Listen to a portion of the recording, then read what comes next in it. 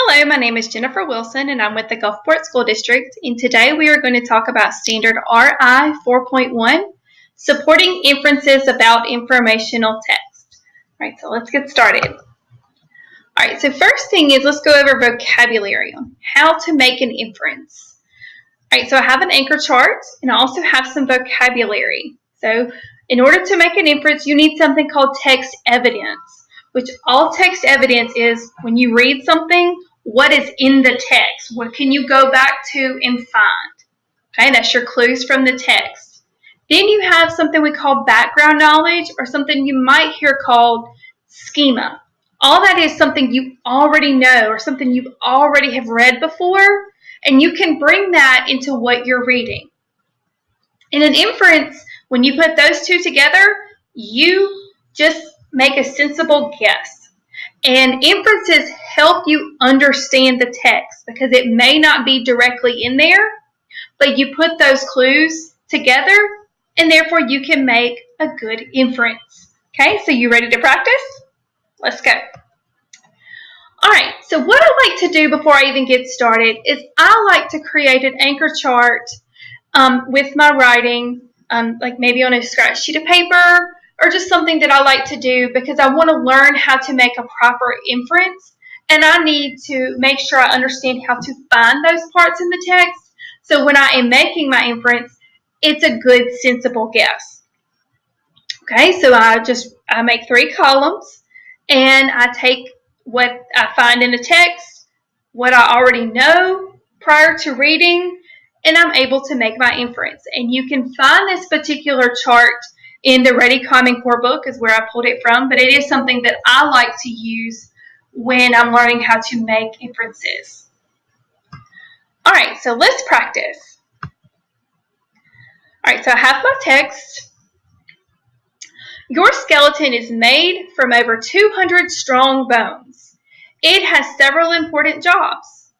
It gives your body support and structure. It also helps you move because your muscles are attached to your skeleton. In addition, your skeleton protects important organs such as your brain and heart. Now, I have to make an inference.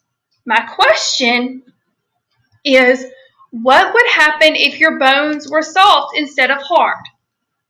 Okay, so that's something to think about, but the text didn't talk about your bones being soft, it talked about them being hard.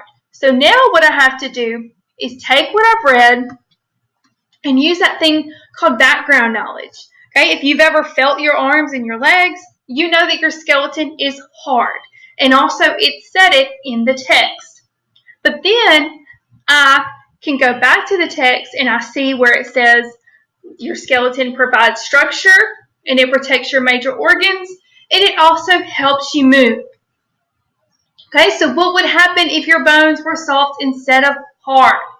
When you put those two things together, I know this is what I came up with. You don't have to use the exact same words as me. But if your bones are soft, then your body wouldn't be able to stand upright. And your organs wouldn't be protected. So therefore, you wouldn't be able to move properly. Now, I started off with a little bit easier one because we should all be familiar with our body and our skeleton and our bones. So that one was kind of an easy one. But that's the steps you can do to make an inference. We looked at the text, we used our background knowledge, and we were able to answer our question using the two, and we made a sensible guess. All right, so let's try another one. When you go into a dark room, at first you can't see anything but darkness. But as your eyes adjust, you start to see better. Your eyes adjust to the dark by dilating your pupils. This means that the black part of your eye becomes bigger in order to let in more light. So even if there is only a little bit of light, your eyes will use it to help you see. Now, I will go ahead and tell you, since we are looking at an informational text, there are going to be times where you come across words that you have no idea what they mean. And in this case, I see 2 words that you might not know what it means. The word dilating. You might have heard it, but you're not really sure what it means.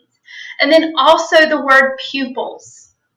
Okay, so what you have to often do is you see these words and you're like, I don't really know how to figure out it. Let's go back to the text and use something we call context clues. Looking around the text to figure out what that word might mean. All right, so if you look at that sentence, it says your eyes adjust to the dark by dilating your pupils. This means that the dark part of your eye becomes bigger in order to let in more light. Okay? If you know that black part, which we all have looked at ourselves in the mirror, and we have all seen that black part in our eye, we know that it kind of changes. So that word dilate means it either gets bigger or it gets smaller. Okay? So now we have our question. We have to make an inference. So what happens to your pupils when you go into bright sunshine? Now, using that background knowledge, if you've ever gone into the bathroom and played with the lights or taken a flashlight and put it under your face, you have seen what your eyes do, or you can even try that out with one of your friends. But we know from the text, and if you already have done something like that, you know that your eyes change when you go from dark to light. So our question is, what's going to happen when you go into bright sunshine? So say you are in a movie, and then you go outside because the movie's over with and it's still daylight. What's the first thing that typically we have to do? We have to kind of close our eyes for a minute because it's so bright. Our eyes have to adjust. So when I'm making my inference, I'm using that background knowledge and the text. And this is what I came up with. When you go into bright sunshine, your pupils get smaller because you're getting plenty of light. The text says they get bigger in the dark because your eyes need to let in as much light as you can. In the sunshine, they would not need to let all the light in. So, I went back to the text in order to make my sensible guess or my inference. And in this case, I use my background knowledge because I have experienced this before. But in your case, you may have not. So, you have to use maybe something you do a little bit, and also you would have to use the text. And we also used a little bit of context clues to figure out what some words mean. All right, so let's keep going. All right, the Great Salt Lake in Utah is even saltier than the ocean. The salt comes from minerals in the rivers and streams that feed into the lake. The lake has no outlet, so the salt continues to collect. Because it is so salty, only brine shrimp, brine flies, and algae live there. However, many birds come to the lake to feast on these animals. All right, so we read a text about the Great Salt Lake in Utah, and that it's pretty much saltier than the ocean, if you can imagine that. All right, so let's look at our question. Would the Great Salt Lake be a good place to go fishing? All right, so our brain is thinking we're maybe using some background knowledge. If you have ever been to the ocean or have ever drank salt water, you could bring that to it. But let's talk about what we already know. All right, so in the text, the first sentence said that the Great Salt Lake is saltier than the ocean. Okay, so that's information right there. Then it gave us a list of animals that live there. It only said that there's brine shrimp, brine flies, and algae in the lake. That's it. So when I put that information together, this is the inference that I came up with. The Great Salt Lake would not be a good place to go fishing because there's no fish there. And the text states fish cannot live there because it is too salty. And not many things can grow there. We only saw 3 things that can grow there. So when you're making your inference, make sure you always go back to your text. That will help you when you're making that inference about what you're reading. All right, one more.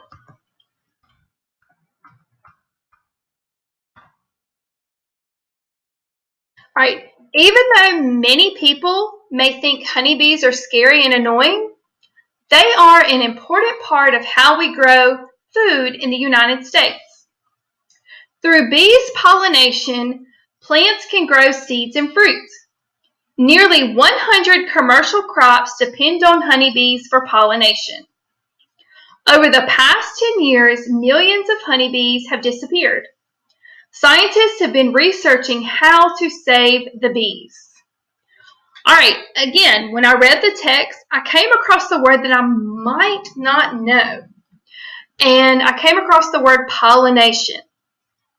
I know in kindergarten we talk about the life cycle of butterflies, but you may not know that bees are great pollinators. And what that means is bees basically go from plant to plant, and they're able to pollinate or spread the seeds around so they can grow, so plants can grow. All right, so let's look at our question. All right, what could happen to crops grown in the United States without honeybees? Okay, if you did not know anything about honeybees, you might not have any background knowledge. So with that might be a little bit harder for you to answer, but we do have the text to fall back on. So let's look and see what we already know by using the text itself. Okay, so we see that bees are pollinators because it said through bees pollination. And then we also see that they help with the growing of our crops because in the text it says plants can grow seeds and fruits. And nearly 100 commercial crops depend on honeybees for pollination. So the crops actually depend on them. So what could happen if we didn't have honeybees? Okay, so when we put that information together, let's figure out what our inference is. Okay, so without honeybees, the United States would not be able to grow any crops. Crops produce seeds and fruit, and without them, you cannot grow anything. So in this particular case, we had to use the text because we probably didn't have a lot of background knowledge about honeybees. All right, so what we have done today, we have looked to see how to make an inference. We looked at the text and we figured out how to use the text evidence plus something called background knowledge or schema to make an inference, which is our sensible guess. All right, so hope you can try this on your own. It is something that you will kind of have to practice with, but you can use your graphic organizer or you can just, write down your notes, but it's all there to help you. So hopefully this video will help you. Thank you.